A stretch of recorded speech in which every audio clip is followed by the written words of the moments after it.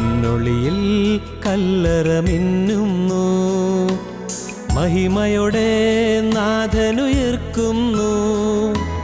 മുറിവുകളാൽ മൂടിയ മേനീതാ, നിറവോലും പ്രഭയിൽ മുഴുകുന്നു. പൊന്നൊളിയിൽ കല്ലറ മിന്നുന്നു, മഹിമയോടെ നാഥനുയർക്കുന്നു. മുറിവുകളാൽ മൂടിയ മേനീതാ, നിറവോലും പ്രഭയിൽ മുഴുകുന്നു.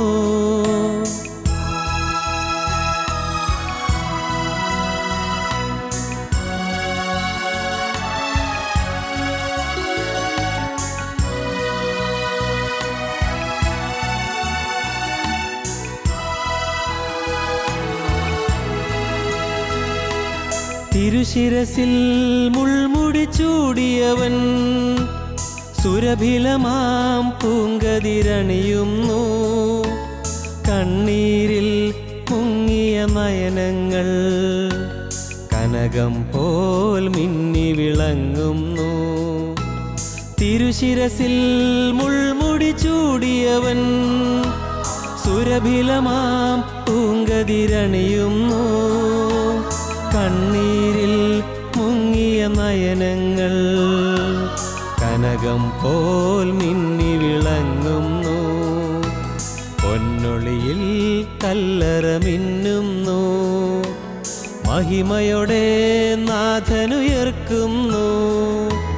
മുറിവുകളാൽ മൂടിയ മേനീതാ, നിറവോലും പ്രഭയിൽ മുഴുകുന്നു.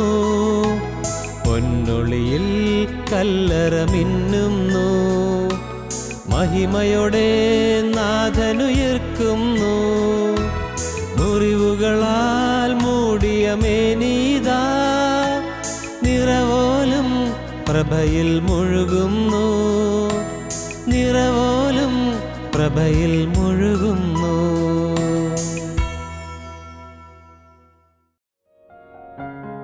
ഞങ്ങളും ക്രൂശിക്കപ്പെട്ട ക്രിസ്തുവിനെ പ്രസംഗിക്കുന്നു. ദൈവ തിരുനാമത്തിന് മഹത്വം ഉണ്ടാകട്ടെ. മരണാനന്തരാവസ്ഥ എന്നുള്ളതാണ് നമ്മുടെ ചിന്താവിഷയം. കഴിഞ്ഞ കുറേയേറെ അവസരങ്ങളിലായി മരണാനന്തരാവസ്ഥയെക്കുറിച്ച് വിവിധ കാര്യങ്ങൾ നാം തിരുവചനത്തിൻ്റെ വെളിച്ചത്തിലും അടിസ്ഥാനത്തിലും ധ്യാനിക്കുകയായിരുന്നു, പഠിക്കുകയായിരുന്നു. 88-ാമത്തെ സങ്കീർത്തനം 10-11 വാക്യങ്ങൾ നാം വായിക്കുമ്പോൾ ഇങ്ങനെ കാണും: നീ മരിച്ചവർക്ക് അത്ഭുതങ്ങൾ കാണിച്ചു കൊടുക്കുമോ? മൃതന്മാർ എഴുന്നേറ്റ് നിന്നെ സ്തുതിക്കുമോ? ശവക്കുഴിയിൽ നിൻ്റെ ദയയെയും വിനാശത്തിൽ നിൻ്റെ വിശ്വസ്തതയെയും വർണ്ണിക്കുമോ? കഴിഞ്ഞൊരവസരത്തിൽ ഞാൻ നിങ്ങളോട് പറയുകയുണ്ടായി, ഓർമ്മയുണ്ടായിരിക്കും. അന്ന് പറഞ്ഞത് വളരെ സുപ്രസിദ്ധമായ 2 ഗ്രന്ഥങ്ങളെക്കുറിച്ചാണ്. ഒന്ന് beyond death's door, doctor Maurice Rawlings എന്ന ഒരു പ്രസിദ്ധനായ കാർഡിയോളജിസ്റ്റ് എഴുതിയ വളരെ വിജ്ഞേയമായ, വളരെ ആശയസമ്പുഷ്ടമായൊരു ഗ്രന്ഥം. അദ്ദേഹം ഒരു കാലത്ത് ദൈവവിശ്വാസി അല്ലായിരുന്നു എഴുതിയ ആൾ ഡോക്ടർ മോറിസ് റൗലിങ്സ്. എന്നാൽ അദ്ദേഹം മരിച്ച് അദ്ദേഹത്തിൻ്റെ അടുക്കൽ എത്തിയ രോഗികൾ ഏതെങ്കിലും തരത്തിൽ ഹൃദ്രോഗം മൂലമോ മറ്റോ മരിച്ച്, അല്ലെങ്കിൽ ഏതെങ്കിലും പെട്ടെന്നുള്ള ഷോക്ക് മൂലം മരിച്ച് അങ്ങനെ കടന്നുപോയവർ, അവർക്ക് റിസസിറ്റേഷൻ അദ്ദേഹം കൊടുക്കുകയും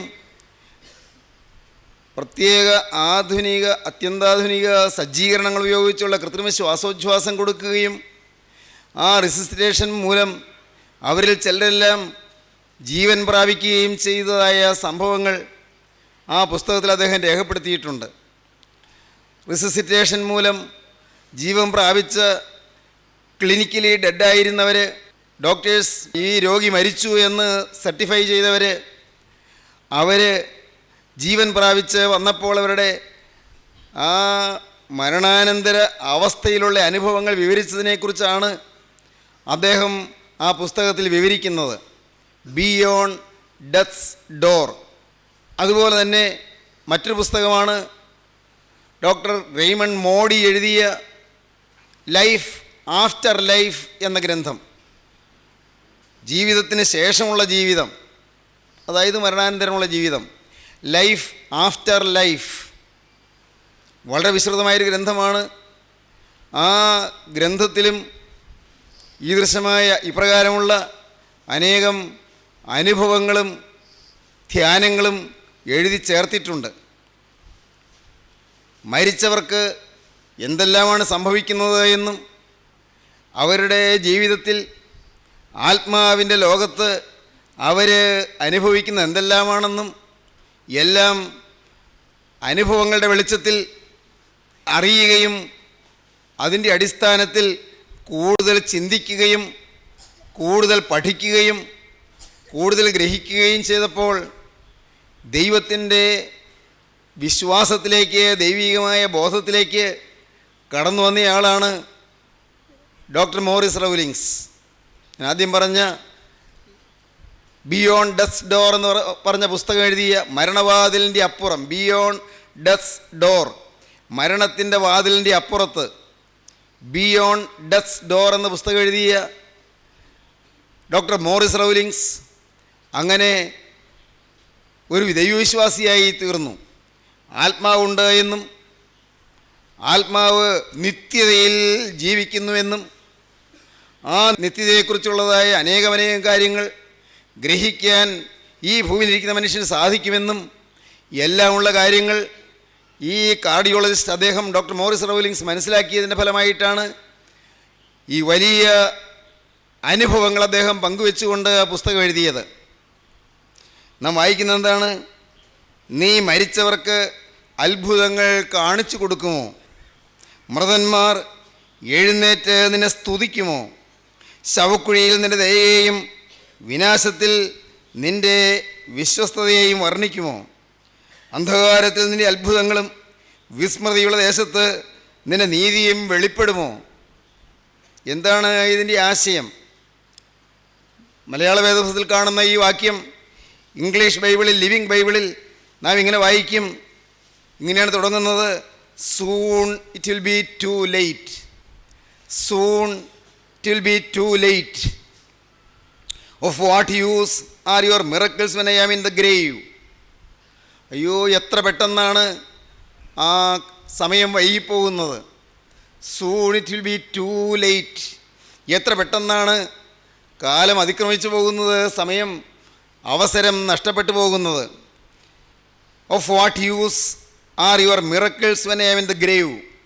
ഞാൻ മരിച്ചു കഴിഞ്ഞതിന്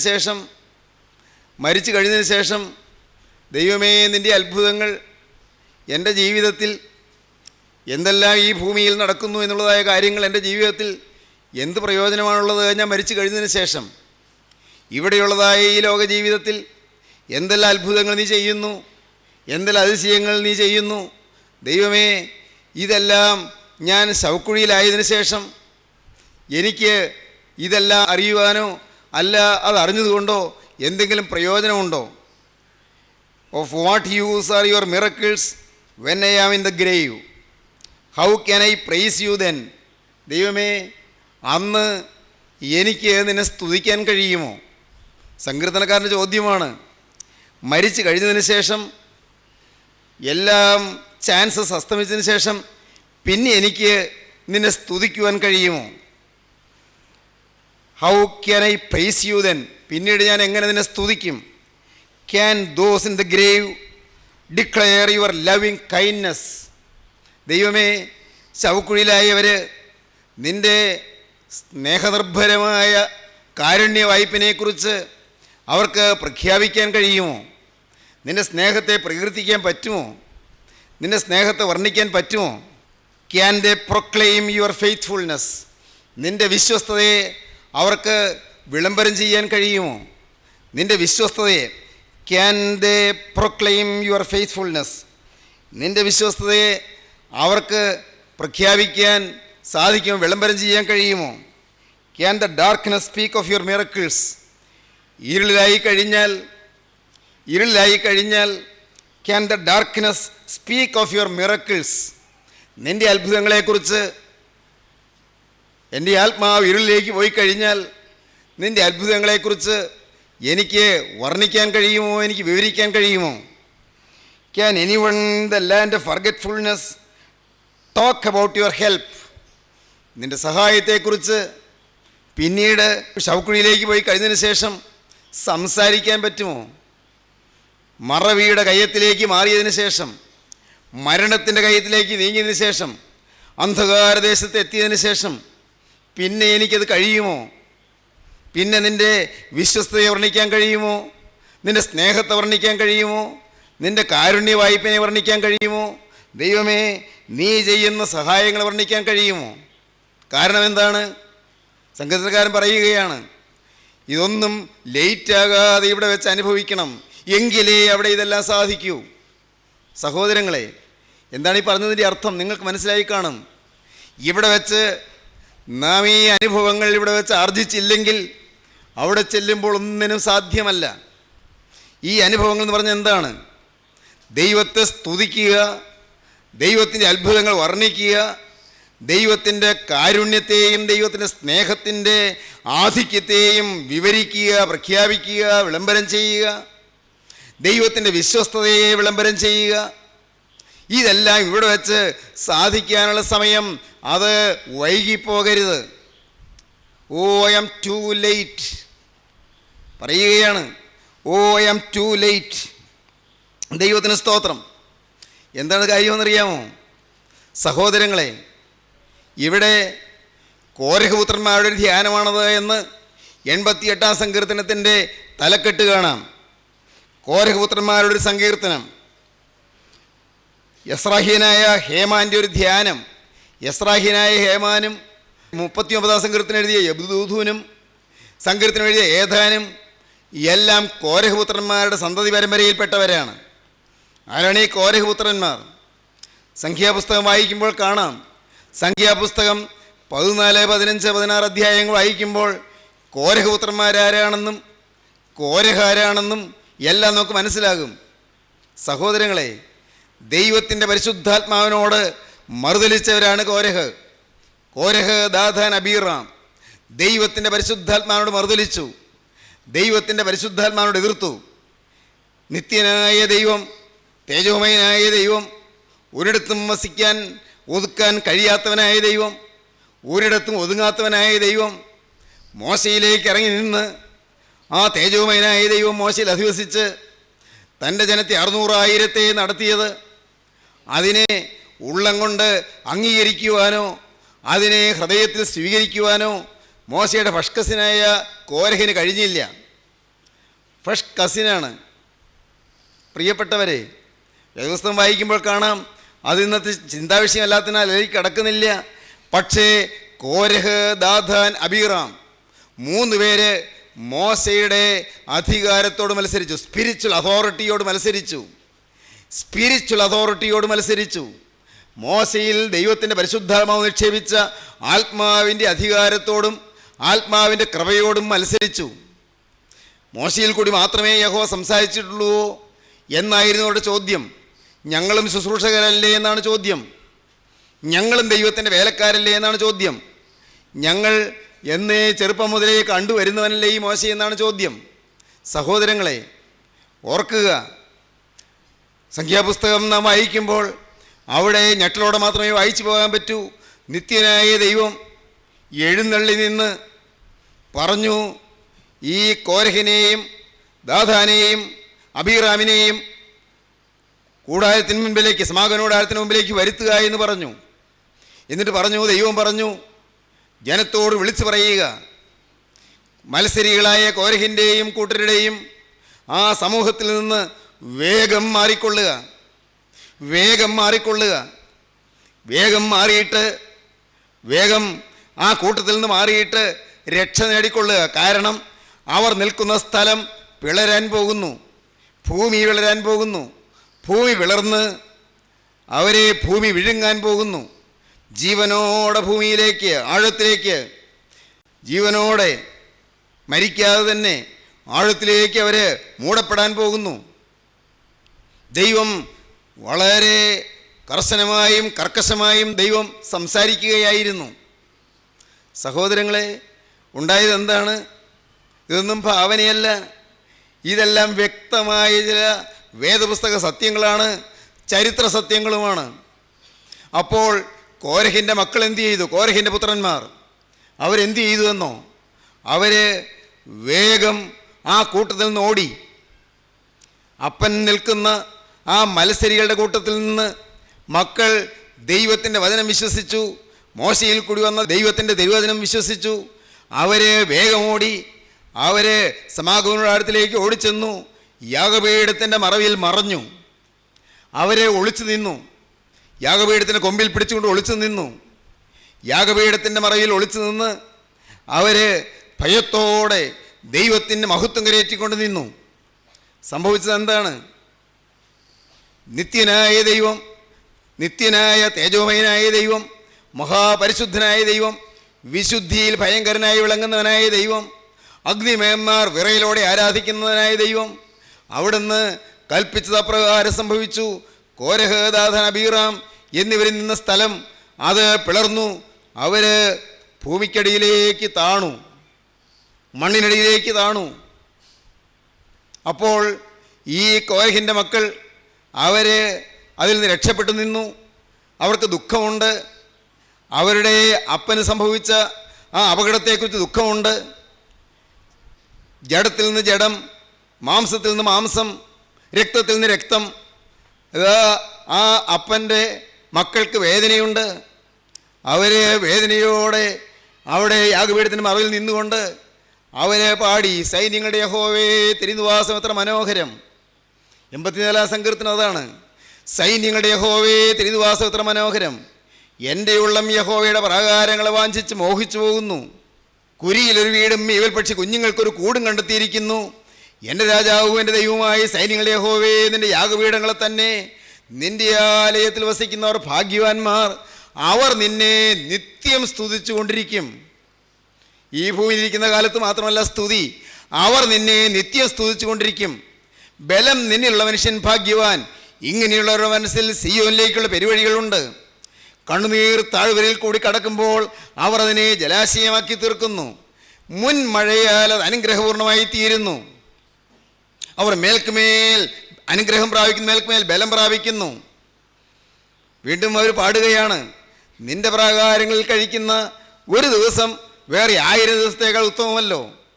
നാഥ, നിന്നോട് മത്സരിക്കുന്നവരുടെ കൂട്ടത്തിൽ നിന്ന് ഏറ്റവും സ്വന്തപ്പെട്ടവരാണെങ്കിലും ഏറ്റവും പ്രിയപ്പെട്ടവരാണെങ്കിലും അവർ നിന്നോട് മത്സരിക്കുമ്പോൾ ആ കൂട്ടത്തിൽ നിന്ന് മാറി, ദൈവമേ, യാഗപീഠത്തിൻ്റെ മറവിൽ ഒളിയാൻ എനിക്ക് കഴിഞ്ഞത്, ഞങ്ങൾക്ക് കഴിഞ്ഞത് എന്തൊരു ഭാഗ്യമായിപ്പോയി. വേറെ 1000 ദിവസത്തേക്കാൾ ഉത്തമം. നിന്റെ പ്രാകാരങ്ങളിൽ കഴിക്കുന്ന ഒരു ദിവസം വേറെ 1000 ദിവസത്തേക്കാൾ ഉത്തമമല്ലോ. ദുഷ്ടന്മാരുടെ കൂടാരങ്ങളിൽ പാർക്കുന്നതിനേക്കാൾ എൻ്റെ ദൈവത്തിൻ്റെ ആലയത്തിൽ വാതിൽ കാവൽക്കാരനായിരിക്കുന്നത് എനിക്കേറെ ഇഷ്ടം. ദുഷ്ടന്മാരുടെ പാളയം. ഏതാണ് ദുഷ്ടന്മാരുടെ കൂടാരം? അപ്പൻ അവിശ്വാസിയായപ്പോൾ അവിശ്വാസം ദുഷ്ടതയാണ്. അങ്ങനെ അപ്പൻ ദുഷ്ടനായിപ്പോയി. ദൈവത്തെ അവിശ്വസിച്ചപ്പോൾ അപ്പൻ ദുഷ്ടനായിപ്പോയി. ദുഷ്ടന്മാരുടെ കൂടാരങ്ങളിൽ പാർക്കുന്നതിനേക്കാൾ എൻ്റെ ദൈവത്തിൻ്റെ ആലയത്തിൽ വാതിൽ കാവൽക്കാരനായിരിക്കുന്നത് എനിക്കേറെ ഇഷ്ടം. ദൈവത്തിന് സ്തോത്രം. 84 സങ്കീർത്തനം വായിക്കുമ്പോൾ കാണാം. അങ്ങനെ ഈ കോരഹപുത്രന്മാർ, കോരഹും കൂട്ടരും മത്സരികളായി നശിക്കുകയും അധപ്പതിക്കുകയും ചെയ്തപ്പോൾ അവർക്ക് ദൈവത്തെ സ്തുതിക്കാൻ വക കിട്ടി. ഈ ഭൂമിയിൽ വെച്ച് ദൈവത്തെ സ്തുതിക്കാൻ കഴിയുക, ഈ ഭൂമിയിൽ വെച്ച് ദൈവത്തെ വാഴ്ത്തിപ്പാടാൻ പറ്റുക.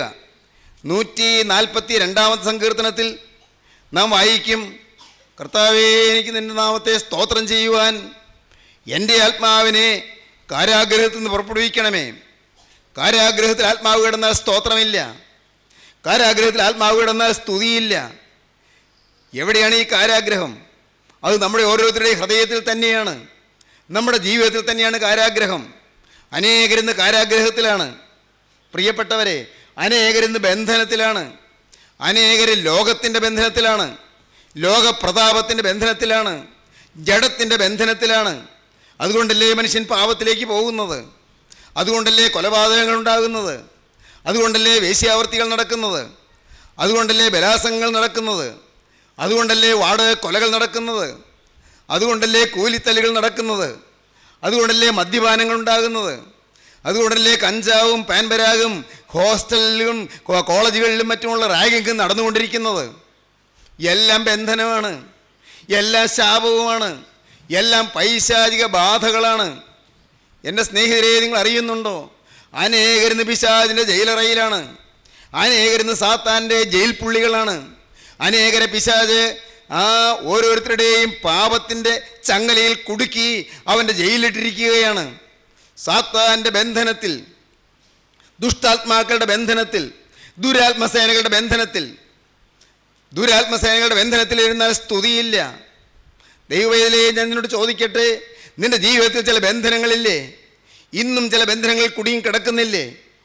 നീ മാനസാന്തരപ്പെട്ടവനാണെന്ന് പറയും, ഞാൻ നമസ്കരിക്കുന്നവരാണെന്ന് പറയും, ഞാൻ പള്ളിയിൽ പോകുന്നുണ്ടെന്ന് പറയും, ആരാധനയെ സംബന്ധിക്കുന്നുണ്ടെന്ന് പറയും, ഞാൻ ദൈവത്തിൻ്റെ വേല ചെയ്യുന്നുണ്ട്, ഞാൻ സാക്ഷിക്കുന്നുണ്ട്, ഞാൻ പ്രസംഗിക്കുന്നുണ്ട്, ഞാൻ സുവിശേഷ വേല ചെയ്യുന്നുണ്ട്, ഞാൻ മിഷണറി വേലയ്ക്ക് വേണ്ടി ഓടുന്നുണ്ട്, ഞാൻ ദൈവവേലയ്ക്ക് വേണ്ടി പണം ചെലവഴിക്കുന്നുണ്ട്, എൻ്റെ സമയം ദൈവവേലയ്ക്ക് വേണ്ടി ചെലവഴിക്കുന്നുണ്ട്. മോനെ, നിൻ്റെ ജീവിതത്തിലേക്ക് നോക്കൂ, കുഞ്ഞെ, നിൻ്റെ ജീവിതത്തിലേക്ക് തിരിഞ്ഞു നോക്കൂ. അവിടെ ബന്ധനമില്ലേ? അവിടെ പാപമില്ലേ? ഇന്നും അസൂയയും ദുരാഗ്രഹവും അവിടെ ഇല്ലേ? ഇന്നും വൈരാഗ്യവും പിണക്കവും അവിടെ ഇല്ലേ? ഇന്നും കലഹവും തിന്മയും നിൻ്റെ ജീവിതത്തിലില്ലേ? ഇന്നും ദുഷ്ടതയും ക്രൂരതയും നിൻ്റെ ജീവിതത്തിലില്ലേ? ഇന്നും നിൻ്റെ ഹൃദയത്തിൽ നിഷ്ഠൂരതകളില്ലേ? ഇന്നും നിൻ്റെ സ്വാർത്ഥതയല്ലേ നിന്നെ നയിച്ചു കൊണ്ടിരിക്കുന്നത്? തൻ കാര്യമല്ലേ നിൻ്റെ ഹൃദയത്തിൽ ഇന്നുള്ളൂ? മറ്റാരെയും മാനിക്കാതെ അവനവൻ്റെ കാര്യം മാത്രം നോക്കുന്ന സ്വഭാവ പ്രകൃതിയല്ലയോ നിൻ്റെ ഹൃദയത്തിൽ ഇന്നും നിറഞ്ഞു നിൽക്കുന്നത്? മകളെ, നിൻ്റെ ജീവിതത്തിലേക്ക് നോക്കൂ. നിൻ്റെ കുടുംബത്തിലെ ദുരിതങ്ങളുടെ കാരണം എന്താണ്? നിൻ്റെ ഭർത്താവ് വഴിതെറ്റി പോകുന്നതിന് കാരണം എന്താണ്? നിൻ്റെ മക്കൾ താൻ തോന്നികളായി ഉഴപ്പന്മാരായി ജീവിതം താറുമാറാക്കുന്നതിന് കാരണം എന്താണ്? നിൻ്റെ ജീവിതത്തിലേക്ക് നീ തിരിഞ്ഞു നോക്കൂ, കാണാം നിനക്ക് പ്രാർത്ഥനയില്ല. സ്നേഹിതരെ, നിങ്ങളുടെ ജീവിതത്തിൽ അനേകർക്കും പ്രാർത്ഥനയില്ല, അനേകർക്കും തിരുവചന ധ്യാനമില്ല, അനേകരും ജീവിതത്തെ ശോധന ചെയ്യുന്നില്ല, അനേകരും ഹൃദയത്തിലേക്ക് നോക്കുന്നില്ല. ജീവിതത്തിലേക്ക് തിരിഞ്ഞു നോക്കണം, ഹൃദയത്തിലേക്ക് നോക്കണം. എൻ്റെ ജീവിതം എങ്ങനെ? എൻ്റെ ഹൃദയത്തിൽ എന്തെല്ലാം പാപമുണ്ട്? എൻ്റെ ജീവിതത്തിൽ ഈർഷ്യ എത്രത്തോളമുണ്ട്? എൻ്റെ ഹൃദയത്തിൽ വൈരാഗ്യവും പകയും എത്രത്തോളമുണ്ട്? എൻ്റെ ഹൃദയത്തിൽ ദ്രവ്യാഗ്രഹം എത്ര കണ്ടുണ്ട്? നോക്കൂ, ചിന്തിക്കൂ. അഹങ്കാരത്തിൻ്റെ മൂഢതയിലല്ലേ ഞാനിന്ന് കഴിയുന്നത്? ചില അഹങ്കാര ചിന്തകൾ എന്നെ വലയം ചെയ്യുന്നില്ലേ?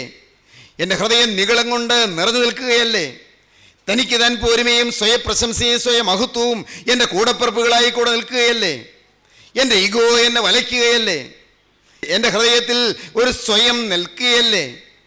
എൻ്റെ അഭിപ്രായം, എൻ്റെ ആശയം അതിനോട് ചേരാത്തവരുമായി എനിക്ക് ഒരിക്കലും ഒരുമിച്ച് പോകാൻ സാധ്യമല്ലെന്നുള്ള ചിന്താഗതിയല്ലേ നിൻ്റെ ഹൃദയത്തിലുള്ളത്? സ്നേഹിതരെ, എല്ലാവരെയും മാനിക്കണമെന്ന് തിരുവചനം പറയുന്നു. ഓരോരുത്തൻ മറ്റുള്ളവനെ തന്നേക്കാൾ ശ്രേഷ്ഠനെന്ന് എണ്ണണമെന്ന് തിരുവചനം പറയുന്നു. സ്വന്തം മതത്തിലല്ലെങ്കിൽ അവരോട് വെറുപ്പ്, സ്വന്തം കൂട്ടായ്മയിലല്ലെങ്കിൽ അവരെ അസൂയയോടെ കാണുക, സ്വന്തം ഫെലോഷിപ്പിലല്ലെങ്കിൽ അവരെക്കുറിച്ച് ഏതെല്ലാം കിംവദന്തികൾ ചീത്തകൾ പറഞ്ഞു വരുത്താമോ അതിനെല്ലാം തയ്യാറാകുക. പ്രിയപ്പെട്ടവരെ, ഒരു സ്വന്തമല്ലേ കയ്യിലിരിക്കുന്നത്? സ്വന്തം കൂട്ടായ്മ, സ്വന്തം ഫെലോഷിപ്പ്, സ്വന്തം സഭ, സ്വന്തം സമുദായം, സ്വന്തം മതം, സ്വന്തം ജീവിതം, എൻ്റെ അഭിപ്രായം, സ്വന്തം താല്പര്യം, സ്വന്തം പദ്ധതികൾ എല്ലാം ഒരു സ്വന്തത്തിലല്ലേ നിൽക്കുന്നത്? അതിനപ്പുറത്തേക്ക് വിശാലമായി ചിന്തിക്കാൻ കഴിയുന്നുണ്ടോ? സ്നേഹിതരെ, നിങ്ങൾ ചോദിക്കട്ടെ, നിങ്ങളുടെ ജീവിതത്തിൽ ബന്ധനം കഴിഞ്ഞില്ലല്ലോ, പിന്നെ എങ്ങനെ സ്തുതിക്കും? ഒടുവിൽ നിങ്ങൾ കരയേണ്ടി വരുമോ? It was to late. അയ്യോ, ഇറ്റ് ഈസ് ടു ലേറ്റ്. എൻ്റെ ദൈവമേ, വൈകിപ്പോയല്ലോ, സ്തുതിക്കാൻ സാധിക്കുന്നില്ലല്ലോ, സ്തുതിക്കാൻ പറ്റുന്നില്ലല്ലോ. നിത്യം സ്തുതിക്കുവാൻ നീ എന്നെ നിയമിച്ചതാണ്. അന്ധകാര ശക്തിയുടെ അടിമത്തത്തിൽ നിന്ന് എന്നെ വിടുവിക്കുവാൻ നീ ക്രൂസിൽ മരിച്ചതാണ്. നിന്റെ തങ്കച്ചോര എനിക്ക് വേണ്ടി ചിന്തിയതാണ്, നിന്റെ തിരുരക്തം എനിക്ക് വേണ്ടി ഒഴുക്കിയതാണ്.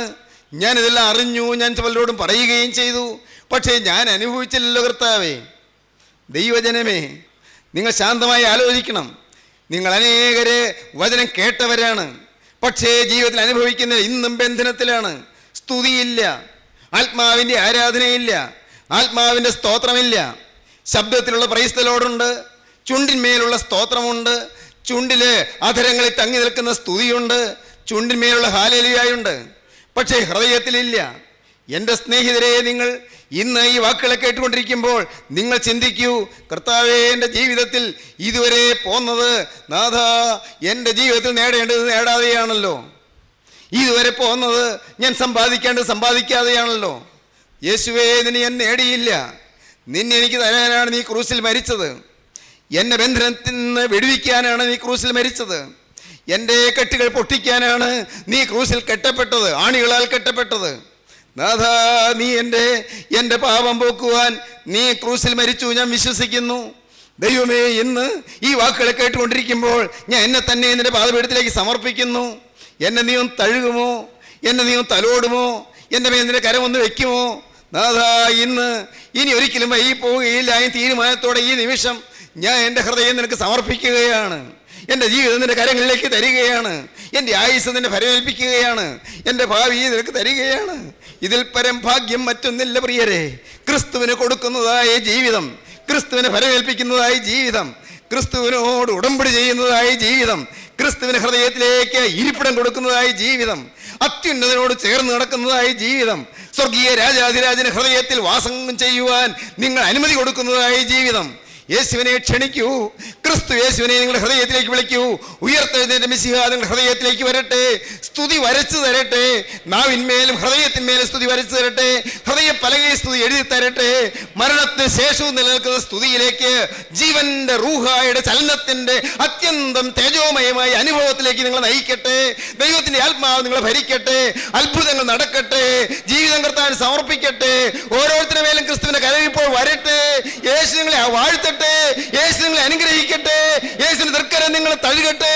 യേശുവിന്റെ കരം നിങ്ങളെ കണ്ണുനീര് തുടയ്ക്കട്ടെ. യേശുവിന്റെ കരം നിങ്ങളെ അനുഗ്രഹിക്കട്ടെ. യേശുവിന്റെ നാമം മഹത്വപ്പെടട്ടെ. നമുക്ക് പ്രാർത്ഥിക്കാം. കാരുണ്യവാനേ, ഈ മനോഹരമായ സമയത്തിനായി ഞങ്ങൾ നിന്നെ സ്തുതിക്കുന്നു. നിന്റെ പ്രിയ മക്കളോട് അവിടുന്ന് ഹൃദ്യമായി ഇടപെടുന്നതിനായി ഞങ്ങൾ നിന്നെ സ്തുതിക്കുന്നു. ബന്ധനത്തിലിരിക്കുന്നവരെ വിടുവിക്കുവാൻ ക്രൂസിൽ വെച്ച രക്ഷക, അവിടുത്തെ കരങ്ങളിലേക്ക് ഞങ്ങളെ ഏൽപ്പിക്കുന്നു. നിത്യസ്തുതി ഞങ്ങളുടെ ഹൃദയത്തിൽ നാവിന്മേലും തരുവാൻ, ഈ ലോകത്തിൽ ഞങ്ങൾക്ക് സ്തുതിയുടെ അഭ്യാസം തരുവാൻ, ഞങ്ങളുടെ ബന്ധനം അഴിക്കുവാൻ കടന്നു വന്ന രക്ഷക, നിന്റെ തിരുരക്തത്തിന്റെ അത്ഭുത കൃപയ്ക്കായി ഞങ്ങൾ നിന്നെ സ്തുതിക്കുന്നു. അവിടുത്തെ നാമത്തിൽ മോചനമുള്ളതിനാൽ, യേശുക്രിസ്തുവിന്റെ നാമത്തിൽ വിടുതലുള്ളതിനാൽ ഞങ്ങൾ നിന്നെ സ്തുതിക്കുന്നു. ഞങ്ങൾ നിന്നെ സ്തോത്രം ചെയ്യുന്നു. എല്ലാവരെയും അനുഗ്രഹിക്കണമേ. എല്ലാ നന്മകളാലും നിറയ്ക്കണമേ. കുടുംബസമാധാനം അയക്കണമേ. രോഗസൗഖ്യം നൽകണമേ. എല്ലാ നന്മകളാൽ നിറയ്ക്കണമേ. യേശുക്രിസ്തുവിന്റെ മഹത്വമേറിയ നാമത്തിൽ തന്നെ. ആമീൻ. ഹല്ലേലൂയ.